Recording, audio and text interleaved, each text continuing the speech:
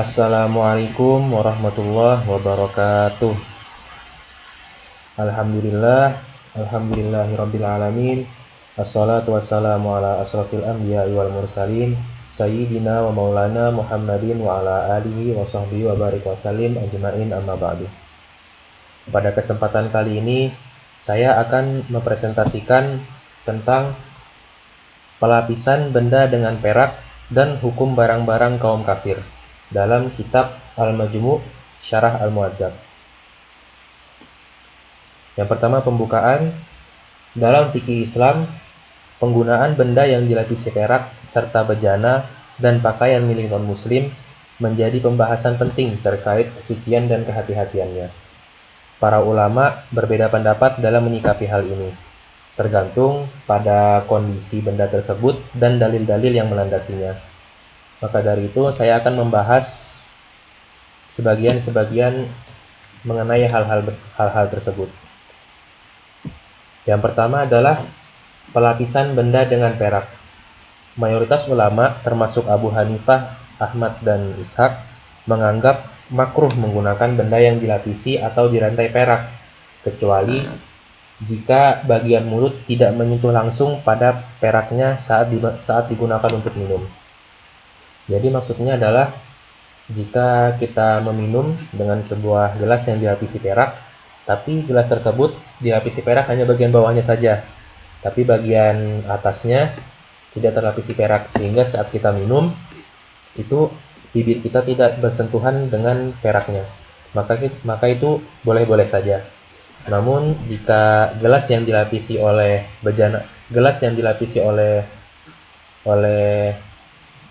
perak tersebut sampai ke atas dan saat kita minum itu tersentuh dengan bibir kita peraknya, maka dihukumi makruh. Pendapat Ahmad menegaskan bahwa pelapisan perak secara umumnya hukumnya adalah makruh, bukan haram, jadi masih boleh-boleh saja. Lanjut, penggunaan pakaian dan bejana kaum kafir. Makruh menggunakan bejana dan pakaian mereka jika mereka sering bersentuhan dengan najis seperti babi dan khamar. Jika tidak ada pilihan lain, maka boleh digunakan asal disucikan dulu.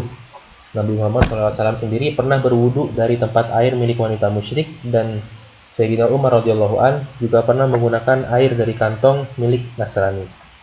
Nah, jadi kita masih boleh menggunakan bejana milik mereka dengan syarat dibersihkan dulu atau disucikan dulu.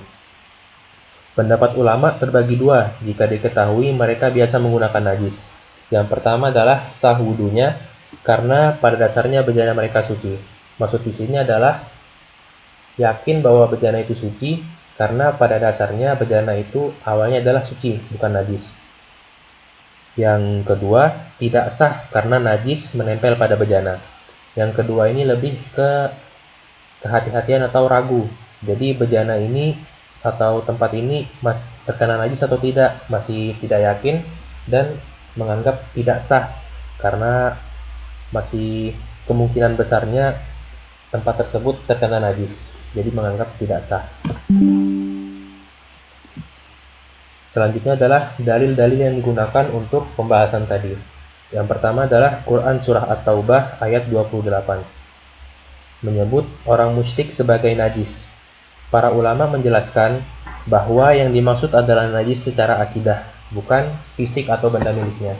Jadi orang tersebut dihukumi najis secara akidahnya, tetapi secara fisik orang itu tidak najis atau pakaian-pakaian itu tidak najis, hanya secara akidah atau maknanya saja. Yang kedua adalah Quran Surah Al-Maidah ayat 5 yang berbunyi tentang makanan ahli kitab halal bagi umat Islam, yang menunjukkan bahwa wadah dan alat masak mereka pada dasarnya suci. Maksudnya adalah makanan-makanan atau wadahnya milik ahli kitab. Ahli kitab di sini adalah yang dimaksud adalah bangsa Yahudi dan Nasrani. Jika kita menggunakan wadah atau alat masaknya itu pada dasarnya suci karena memang awalnya itu alatnya itu terbuat dari benda yang suci. Yang ketiga adalah hadis Imran bin Husain dan peristiwa Umar radhiyallahu an berwudu dari kantong air Nasrani memperkuat bahwa penggunaan bejana orang kafir tidak otomatis haram. Selanjutnya adalah perbedaan pendapat mengenai kesucian bejana. Yang pertama, jika diyakini bersih, maka tidak makruh menurut sebagian besar ulama Syafi'iyah. Jadi yang dimaksud jika diyakini bersih tidak makruh ini adalah kita yakin bahwa bejana yang kita pakai ini suci atau tidak terkena najis. Kalau kita yakin, maka dihukumi boleh-boleh saja. Yang kedua, jika diragukan kesuciannya, maka dianggap makruh.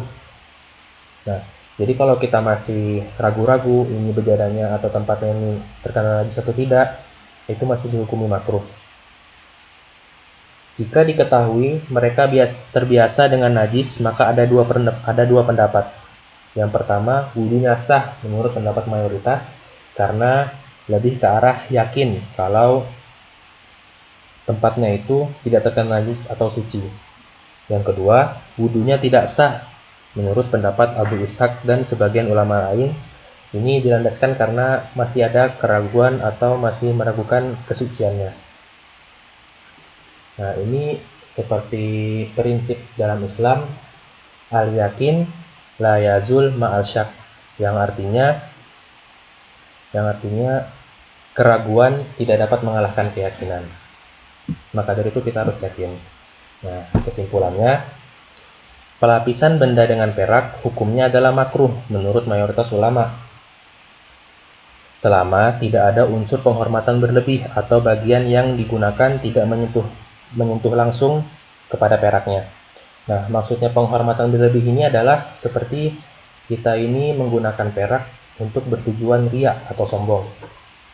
Nah, itu tidak diperbolehkan karena tidak sesuai dengan anjuran-anjuran atau ajaran-ajaran agama Islam. Adapun penggunaan bejana dan pakaian milik kaum kafir juga dianggap makruh jika tidak diyakini kesuciannya. Jadi kalau masih ragu kalau ini suci atau tidak, dianggap makruh.